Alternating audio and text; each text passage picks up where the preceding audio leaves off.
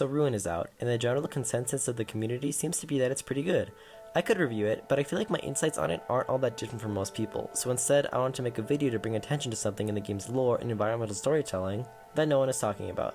Spoilers ahead, obviously. If you've been following this franchise's lore at all recently, you've probably heard of the Mimic.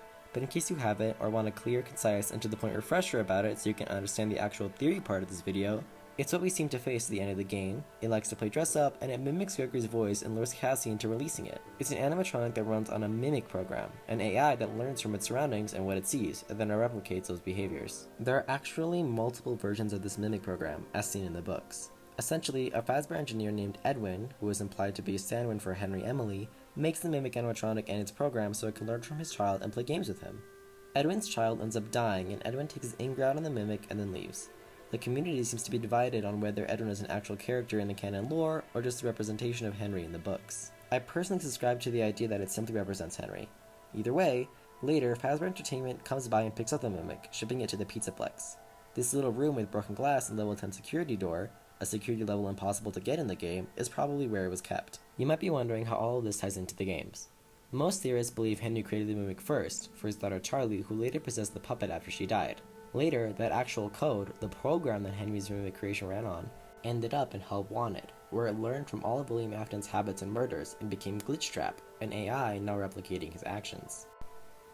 This Glitchtrap mimic virus ends up corrupting multiple beta testers of Help Wanted, and that leads us to Security Breach and Vanny. It's implied, at least to me, that these drawings that have been doodled purple paint and bunny imagery of Vanny Staple was Vanny feeding the actual physical mimic animatronic that got shipped to the Pizzaplex, the one Henry originally made, all the violent data she wanted it to learn. She brings this mimic animatronic to the basement of the Pizzaplex and has it contort itself into William Afton's body, giving it new life. A couple things to mention here. First, we see in the books that the mimic likes wearing costumes, including ones that have people inside of them already, and that it can force itself to fit into almost any shape it wants. Second, I don't think the soul of William Afton is currently in play here at all. I think he's still in purgatory. Glitchtrap is the mimic program that learned from his crimes, and Burntrap is his old dead body, being internally puppeted and controlled by the physical mimic animatronic who is also infected by the Glitchtrap virus. That's why we see animatronic parts in Burntrap that shouldn't be there. As we can see in the game, Bonnie's endoskeleton is still inside him, so the idea that Vanny used it to rebuild Afton is pretty much debunked now.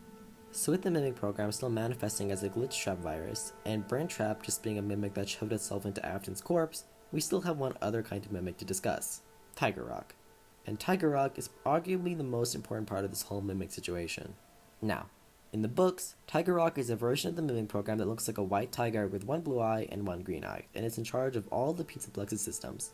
It's basically the brain and the heart of the whole building. The mainstream consciousness of the FNaF community has recently agreed about the fact that the puppet, or some form of it, is at play in Security Breach and Ruin. Recently, game theory has also floated in the idea that not only is the puppet here, but so is Baby. They propose the idea that the reason we see Tiger Rock act so strange in the books, being all nice one moment and all murdery the next, is because the puppet controls part of Tiger Rock, and that Baby controls the other part. After playing Ruin, I think MatPat was right on the money. The evidence is pretty stacked. We have white and black striped wires connecting the entire Pizzaplex, along with Nightmare-on plushies in the weirdest places. Like, I don't know if anyone's noticed this yet, but when you run from the Mimic at the end of the game in that last corridor to the elevator shaft, a Nightmare-on plushie is sitting behind you and watching it all unfold. The presence of the marionette or Nightmare-on or whatever is undeniable now. But what about Baby? Well, there's this one little optional room you can find in Ruin where a squad of plush babies is sitting. When you enter, they giggle the same plush baby laugh from Help Wanted, and literally vanish. In FNaF, it doesn't get much more straightforward than that. There are multiple ways you could run with this theory from here. It could be that Tiger Rock is simply being fed both AI about the puppet and AI about Baby. This implies that when Henry made the mimic for Charlie, it learned from her and then somehow ended up learning from Elizabeth. Going by the fourth closet, it could be that William stole the mimic away from Henry and that's how it ended up in Help Wanted anyway. But that wouldn't explain the magical plush babies. Those feel pretty clearly supernatural, not an AI's influence. It could be that Tiger Rock is actually being possessed by the soul of Charlie and the soul of Elizabeth, but that wouldn't explain why we see so much Nightmare-on imagery, but so little puppet imagery. If this is the soul of the benevolent Charlie we all know, why is this creepy rendition of her what we see watching us? From what I can gather from MatPat's last theory, he seems to think that Tiger Rock as an animatronic doesn't exist, and that's just a representation of the conflict between two forces fighting over control of the Pizzaplex. with the puppet as a source of good and with Baby as a source of evil, and this conflict manifests itself as Nightmare On. It's a mix of the good of Charlie and the evil of Baby. It could honestly go either way, but whichever one you subscribe to doesn't matter for my theory. I didn't mean for this recap to go on for so long, but here's where I actually bring up why I made this video. In Ruin, we see a lot of weird things go on with this building. While Cassie is walking around, an ATM on a cart suddenly tries to kill her. As she's climbing a ladder, an elevator suddenly tries to crush her. As she's moving past some boxes, a go-kart randomly tries to run her over. What exactly is going on here? Sure, you can maybe say that the ATM is just to give the player a little jump scare, and yeah, maybe you could say the elevator is foreshadowing for the ending of the game. But the go-kart? The deactivated one that randomly turns on and tries to kill you? Yeah, by the way, moving out of the way is not a scripted event. If you sit there and let it hit you, you die. There's no explanation for that. If they wanted to bar the player from going back, they could have just had the boxes fall over. This is something else. Also throughout Ruin, we see a lot of really weird drawings. What first comes to mind are these comic book pages. Yeah, Cassie says Gregory drew them, but how exactly?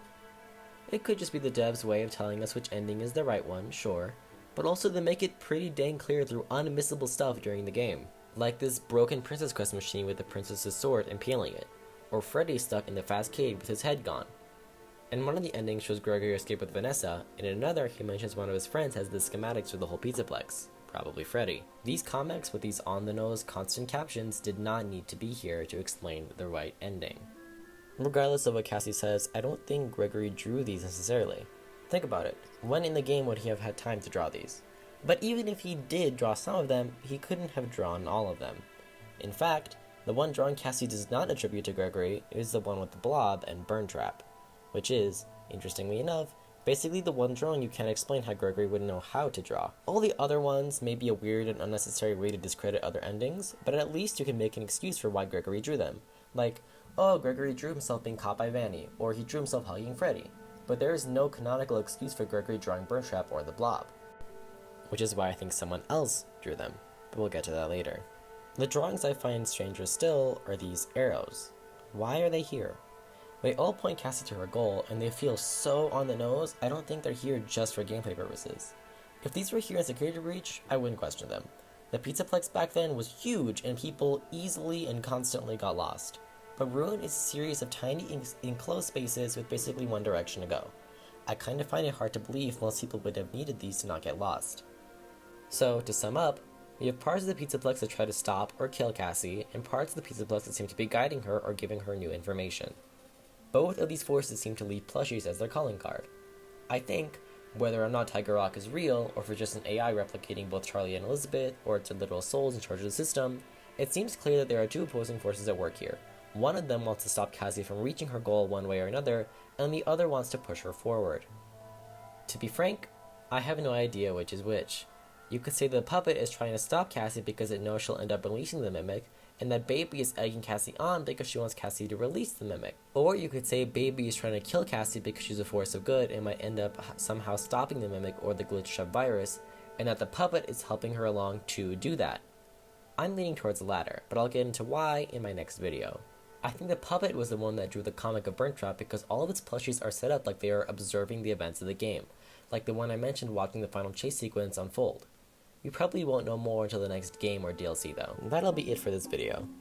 I do have more to say on FNaF in the future, like stuff behind the wet floor signs, the concept of repairing the Glamrocks like you can with Eclipse and Chica, or how I think it's possible that the Circus Baby animatronic from Sister Location was a mimic. However, part 2 to this theory is going to be about how I believe Cassie is Charlie, but that the Mimic is too. I know that sounds like it conflicts with my current theory, but it doesn't, trust me. Thank you for watching. Please let me know in the comments how you feel about this theory, and please like the video and subscribe if you're interested in more content from me. Bye!